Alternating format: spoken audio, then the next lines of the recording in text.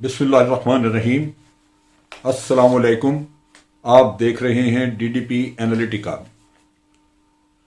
अफगानिस्तान के मामले में दो अहम डेवलपमेंट जो हुई वो आज ही उसके बारे में बहस मुबासा भी होता रहा, उस पर बात करेंगे। पहली डेवलपमेंट तो ये कि टर्की ने अमेरिका के साथ एक मुआहदे पर दस्तखत किए और उसके तहत टर्की ने यह जिम्मेदारी ली कि वो काबुल के हवाई अड्डे का दिफा करेगा। अब ये जो दिफा है ये इसकी पहले भी बातें चल रही थी, लेकिन अब बाकायदा एक एग्रीमेंट के तहत ये मामला तय हुआ। दूसरी अहम बात ये थी कि कंधार, जलालाबाद और हेरात के भारतीय कौंसल खाने वो खाली कर दिए गए। जलालाबाद और हेरात बंद कर दिए गए हैं और कंधार से तमाम अमला भी वापस भारत पहुंचा दिया गया है। इसके लिए एक स्पेशल भारत की एयरफोर्स का जहाज़ जो कि गालिबन ईरान या सेंट्रल एशिया से क्रॉस करके तो अफगानिस्तान में दाखिल हुआ, पाकिस्तान की एयर स्पेस इस्तेमाल नहीं की और उसने तमाम अमले को वापस दिल्ली पहुंचाया।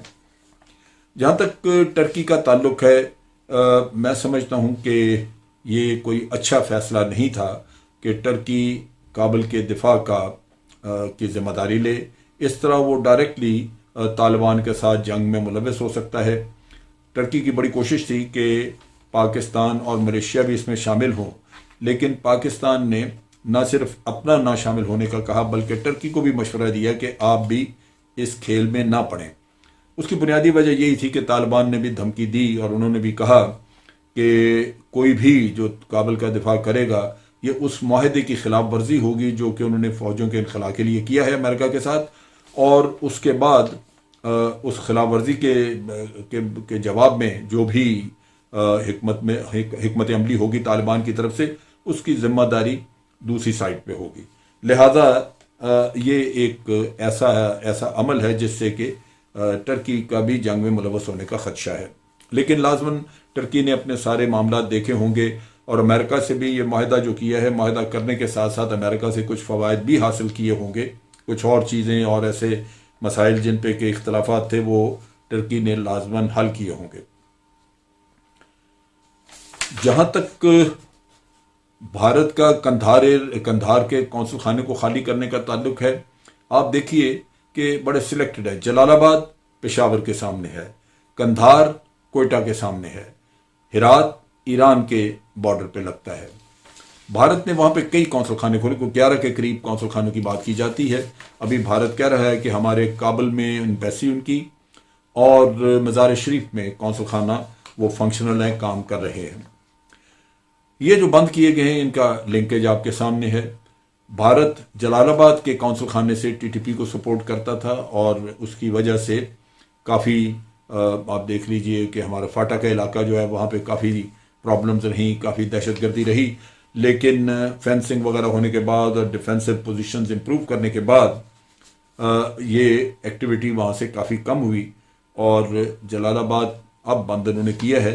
लेकिन भारसूरत जलालाबाद का जो कौंसल खाना ये वही है जहाँ पे कि टीटीपी को पैसे दिए, उसको पैसा दिया गया था और एपीएस आर्मी पब्लिक स्कूल के ऊपर जो हमला करवाया गया उसकी प्लानिंग वहीं जलालाबाद में की गई थी, जलालाबाद के कौंसल खाने में।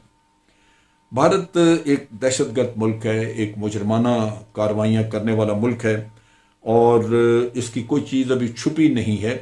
लिहाजा ये चीज़ें तालिबान को भी पता हैं, पाकिस्तान को पता हैं। अशरफ गनी वगैरह जो अफगान हुकूमत है वो तो इसमें शरीक जुर्म थी, वो तो पूरी तरह शामिल थे, सो उनको भी पता है।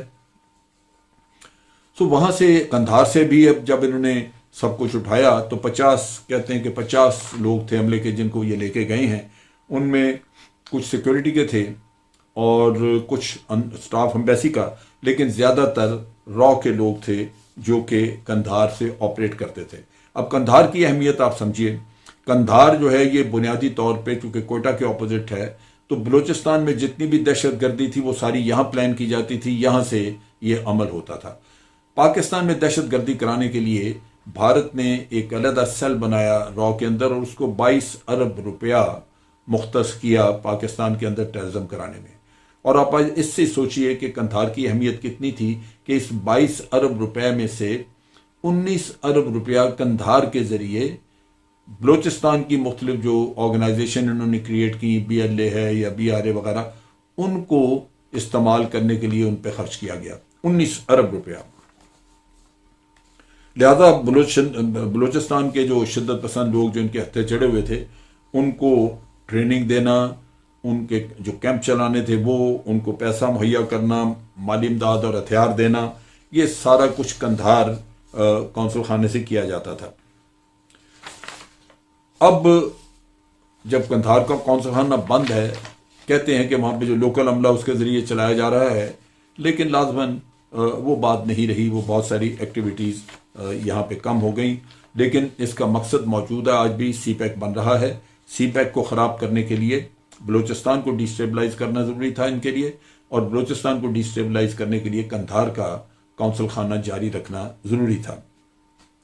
بھارت کا وزارت خارجہ نے بھی اس پہ بیان دی۔ اس نے کہا جی کہ وہ میڈیا میں جو ریومرز چل رہی ہیں اس کو ختم کرنے کے لیے ہم یہ بتا رہے ہیں کہ ہم نے قندھار میں لڑائی کی وجہ سے، کیونکہ قندھار کے اوپر طالبان حملے کر رہے ہیں، لڑائی کی شدت بڑھ گئی ہے اور ہو سکتا ہے کہ یہاں پہ حالات زیادہ بگڑ جائیں، اس لیے ہم نے اپنے لوگوں کی جان بخشی کے لیے ان کا انخلاء کر لیا۔ اب یہ جو جس انخلاء کی یہ بات کرتے ہیں، وہ اگر تو را کے نقطہ نگاہ سے دیکھا جائے تو بڑی حد تک اس کا ستیہ ناش ہو گیا۔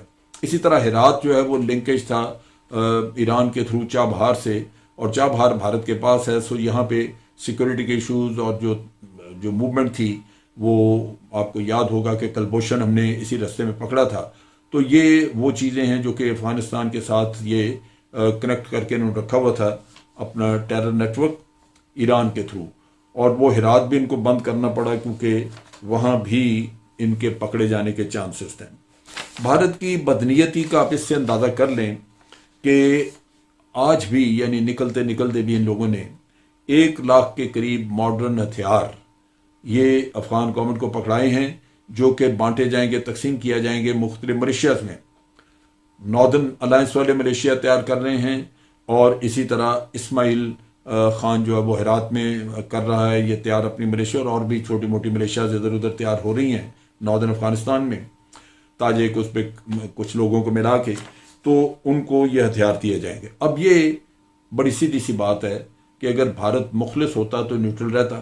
ایک طرف تو طالبان کو جا کے ملنے کی کوشش کی، ان کو دوحہ میں جا کے تو ان کو راضی کرنے کی کوشش کی۔ جب انہوں نے ان کو شک و شبہ کی نظر سے دیکھا تو یہ ہتھیار بانٹ رہے ہیں جس سے خون خرابہ ہوگا اور افغانستان میں خانہ جنگی ہوگی، اور خانہ جنگی اسی طرح کے طالبان کے خلاف مختلف ملیشیاز کھڑی کر کے لڑائی جائیں گی۔ طالبان 20 سال کی لڑائی کے بعد بڑے بیٹل ہارڈنڈ ہیں، پہلے سے کہیں زیادہ بہتر فائٹرز ہیں، تیار ہیں۔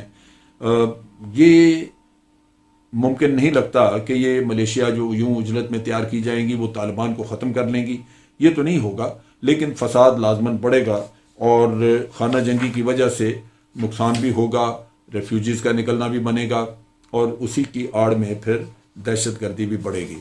سو یہ بھارت نے ایک جو افغانستان کے لیے جو جاتے جاتے ان کے کفن میں جو کیل ٹھونکا وہ یہ ہے کہ خانہ جنگی کا انتظام کر کے گئے وہاں سے۔ بھارت کا کہنا ہے کہ ان کو خدشہ تھا کہ کونسل خانہ اگر بند نہ کیا اور اسی اثناء میں قندھار پہ طالبان کا قبضہ ہو گیا تو پھر پتہ نہیں ان کے اوپر قیامت ٹوٹ پڑے گی۔ وہ قیامت پتہ نہیں ٹوٹتی ہے یا نہیں، لیکن جو ان کا را کا نیٹ ورک تھا وہ لازماً بیکار ہو جاتا، اور کچھ ہو سکتا ہے لوگ پکڑے بھی جاتے۔ اس اثناء میں آپ کو یاد ہوگا، میں نے پہلے بھی ویڈیو میں ذکر کیا، لیکن طالبان نے بالکل وضاحت کی ہے کہ چائنا کے بارڈر سے لے کے پاکستان اور ایران کے بارڈر تک یہ پورا علاقے میں جتنے بھی کراسنگ پوائنٹس ہیں جو ہمسایہ ممالک کے ساتھ ملاتے ہیں، جن کے ذریعے تجارت ہوتی ہے، طالبان نے وہ قبضے میں لے لی ہیں۔ اب وہاں پہ جو موومنٹ وغیرہ ہے اس کا ٹیکس بھی طالبان وصول کریں گے، اور اس کے علاوہ باہر سے مدد بھی افغان حکومت کو، اشرف غنی کو پہنچانا ممکن نہیں ہوگا، اور یہ انہوں نے سب سے پہلے کیا تاکہ یہاں سے لوگ نکل نہ سکیں۔ اب افغان حکومت کا کہنا ہے کہ انہوں نے یہ رستے ہر حالت میں چھڑوانے ہیں طالبان سے، لہٰذا انہوں نے ان کراسنگ پوائنٹس کو طالبان سے واپس لینے کے لیے اپنی افواج روانہ کی ہیں۔ وہ روانہ کی ہیں تو کہاں پہنچی ہیں، کہاں گئی ہیں، ان کا کوئی پتہ نہیں، لیکن کہتے ہیں کہ روانہ کر دی ہیں۔ اشرف غنی نے اسی میں بڑے بھولے انداز میں طالبان سے سوال بھی کیا، تقریر کی ہفتے والے دن انہوں نے، اور انہوں نے کہا کہ نیٹو بھی چلا گیا، امریکہ بھی چلا گیا، میاں کیوں لڑتے ہو تم؟ بل لڑتے تو تیرے لیے ہیں کہ بھائی آپ بیٹھے ہیں وہاں پہ، آپ نہ معاہدہ کر رہے ہیں نہ معاملات۔ شروع سے بدنیتی اشرف غنی کی رہی کہ وہ اپنی صدارت بچانا چاہتا تھا، اور خون خرابے کا سارا ذمہ دار وہ شخص ہے، بجائے اس کے کہ طالبان کو وہ ذمہ دار ٹھہرائے۔ اگر یہ مذاکرات کو تیز کرتے، طالبان کو کچھ مان لیتے ان کے مطالبات، تو آج یہ صورتحال افغانستان میں نہ ہوتی۔ طالبان کو تانا دے رہے ہیں، کہتے ہیں کہ جی آپ کس کے لیے لڑ رہے ہیں، کسی اور ملک کو فائدہ پہنچانا چاہتے ہیں؟ ذرا امیجن کریں کہ جو شخص خود افغانیوں کے خون خرابے کے اوپر صدر بن کے بیٹھا ہے، وہ طالبان سے سوال کر رہا ہے کہ آپ کیا کسی اور ملک کو فائدہ پہنچانا چاہتے ہیں؟ اس سے کہ پوچھے کہ آپ کس کو فائدہ پہنچانا چاہتے ہیں۔ اسی اسنا میں بھارت بھی بھاگ دوڑ کر رہا ہے، اور آپ نے دیکھا پچھلے دنوں جے شنکر ایران بھی گئے، پھر سوویت یونین بھی، رشیا بھی گئے۔ ایران اور رشیا میں دونوں جگہ جا کے انہوں نے ایک ہی رونا رویا کہ جناب یہ طالبان جو ہیں یہ آگے بڑھ رہے ہیں تو ان کا کچھ کیا جائے۔ تو یہ وہ چیز ہے جس کے لیے اب یہ مارے پھر رہے تھے بھارت کے وزیر خارجہ بھی۔ مگر مسئلہ یہ ہے جو سوچنے کی بات ہے کہ ساری دنیا کہہ رہی ہے، پاکستان بھی کہہ رہا ہے کہ بالآخر یہ سارا معاملہ افغانیوں نے اپنے اندر حل کرنا ہے۔ مل کے بیٹھیں، طالبان کو انگیج کریں، معاملات کو طے کریں۔ لیکن اگر آپ ملیشیاز کھڑی کریں گے، طالبان کو اینٹیگنائز کریں گے، ان کے ساتھ جنگ کریں گے، لڑائی ہوگی، تو پھر خون خرابہ ہوگا، پھر خانہ جنگی ہوگی۔ پھر یہ آپ کے خلوص والی بات نہیں ہے، یہ پھر اشرف غنی کی شیطانیت کہلائے گی۔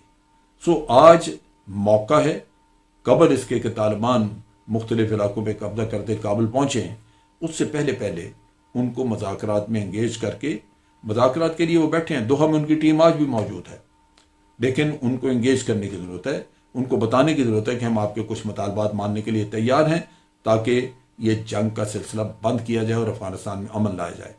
اس کے ساتھ ساتھ وہ جو 1 لاکھ ہتھیار دینے والی بیرونی قوتیں ہیں جو افغانستان کو خانہ جنگی میں جھونکنا چاہتی ہیں، ان کے اوپر بھی لعنت بھیجنے کی ضرورت ہے۔ اگر اشرف غنی انہی کے ہاتھوں میں کھیلتا رہا تو یہ ملک ان کا، افغانستان جو کہ ہے انہی کا ملک، کسی اور کا نہیں ہے، یہ کبھی بھی امن سے، اس میں امن قائم نہیں ہو سکے گا، اور اس کے لوگ امن سے زندگی نہیں گزار سکیں گے۔